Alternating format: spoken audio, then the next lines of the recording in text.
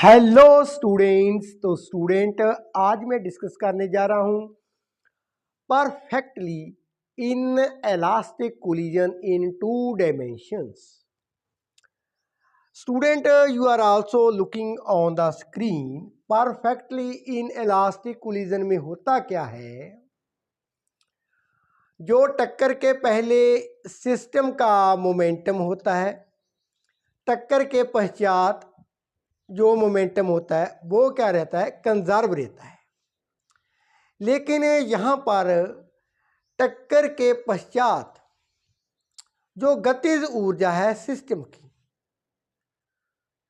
उसमें क्या हो जाता है, लॉस हो जाता है। जैसे आप देख रहे हैं, एक बॉडी मींस एक ball moving along the x axis and एक और बॉडी है, बॉल है जो ऑब्लिकली आ रही है। बॉडी जो एक्स एक्सिस की तरफ मूव करती है उसकी तरफ आ रही है। एक अलोंग एक्स एक्सिस है, दूसरी ऑब्लिकली है। तो आफ्टर सम टाइम्स दोनों के बीच क्या हो रही है, टक्कर हो जाती है।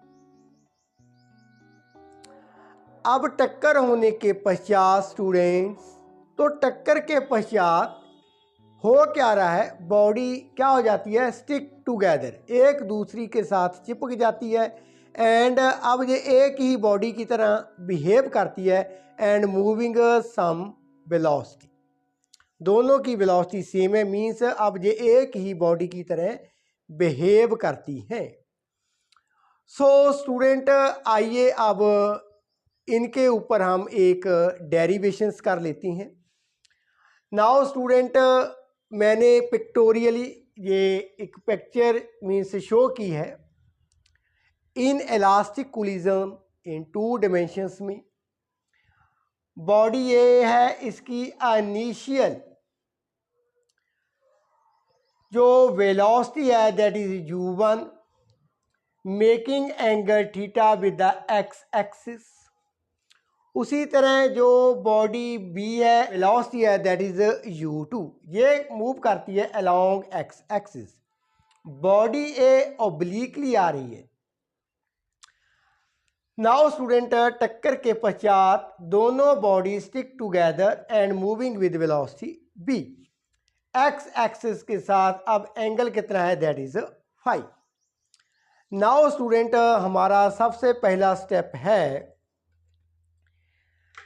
Momentum of the system along x-axis. Momentum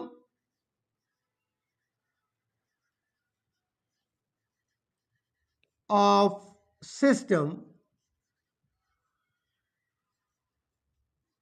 along x-axis. Along x-axis में हम पहले की मोमेंटम की बात करेंगे जब टक्कर नहीं हुई थी, एंड टक्कर के पश्चात मोमेंटम क्या है वो हम डिस्कस करते हैं। Now momentum mass into velocity, इसका मास मान लेते हैं दैट इज m1, इसका मास कितना है, that is m2। Now mass into velocity, momentum होता है लेकिन ये ऑब्लिकली जा रही है। सो अलोंग एक्स एक्सिस कितना होगा, वो होगा students m1 u1 cos theta. Body एक ही बात की है मैंने। अलोंग एक्स एक्सिस कितना होगा, m1 u1 cos of angle theta. वहीं पर body B that is m2 u2 equal to m1 m2। अब ये स्टिक टूगेदर है, m1 m2।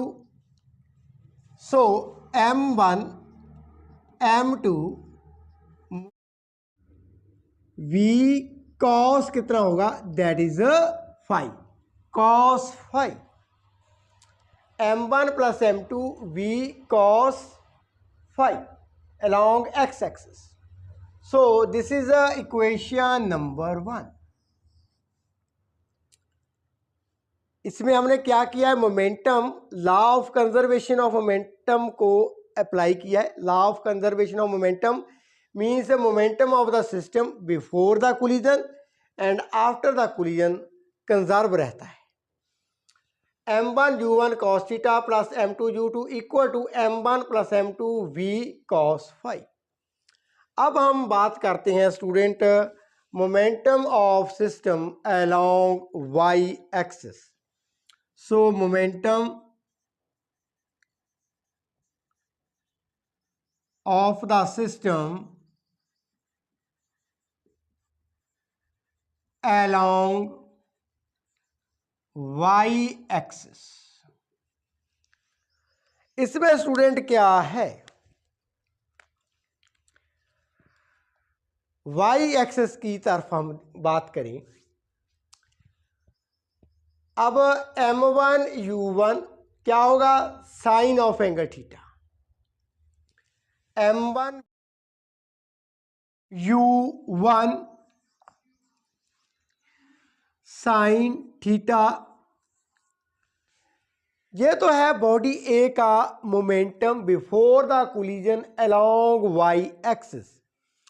वहीं पर जो बॉडी बी है student, moving along only along x axis. So momentum along y axis of the body B before collision क्या हो जाता है, जीरो हो जाता है. सो इसके आगे आफ्टर द कोलिजन मोमेंटम क्या होगा, m1 प्लस m2. वेलोसिटी कितनी है, that is v.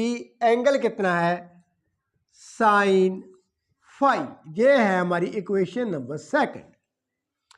So student अब हमारे पास इक्वेशन 1 एंड 2 है, लेकिन पैरामीटर्स कितने हैं, एक तो वेलोसिटी है, एक एंगल फाई है, एक एंगल थीटा है. सो इन तीनों में से हमने प्रैक्टिकली थीटा की वैल्यू फाइंड कर लेनी है. जो रिमेनिंग 2 पैरामीटर्स हैं वो क्या है, हम फाइंड कर पाएंगे. सो स्टूडेंट ये तो था topic perfectly inelastic collision इन 2 dimensions. यदि any questions, any doubt regarding this topic, you can ask me in the comment section. Thank you so much for watching.